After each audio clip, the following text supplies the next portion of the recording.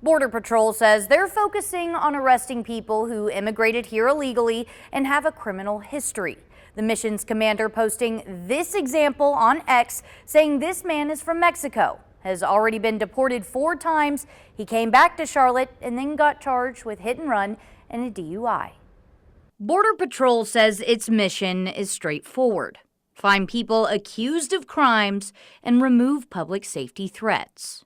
They are enforcing the federal laws and regulations of immigration with our country.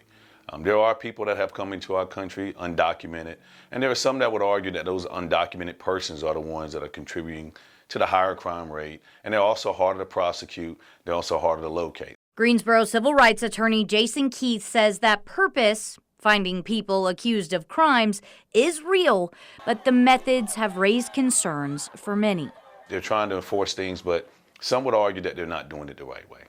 He says knowing your rights can be the difference between a brief conversation and detention. If an officer approaches you, they can't approach you solely on the basis of you being a non-American. They have to have a reasonable basis. If you do find yourself in a situation where you are approached, the first question they should always ask is, am I free to leave? Another thing, Keith says, stay calm.